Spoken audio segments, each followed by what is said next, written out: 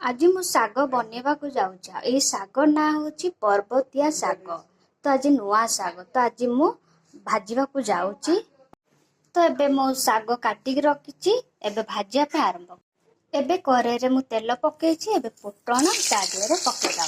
तो गोटे जगह रसुण कंचा लंका काटी रखी एबे ता देहरे सब पकेइदेली। एबे पियाज जो काटी रखी एबे ता देहरे पियाज पकेइदेली। पियाज टा बहुत सुंदर देखा जाउछि। एबे ता देहरे शाग पकेइबा।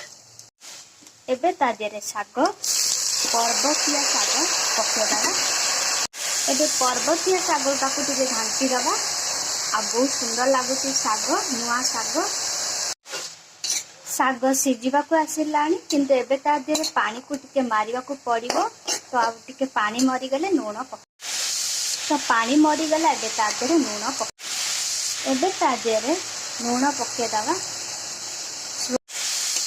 आपण माने थरे पर्वतिया शाग आना होची पर्वतिया शाग। तो आपण माने थरे एमती भाजंतु बहुत टेस्टी लागिबो बहुत स्वादिया लागिबो। मोर ए शाग भजा जदि भजाटा भल लागिला ताले आपण माने मोर चैनल को लाइक करंतु बेल आइकन दबांतु सब्सक्राइब करंतु कमेंट मात्रे लेखिकी जणांतु।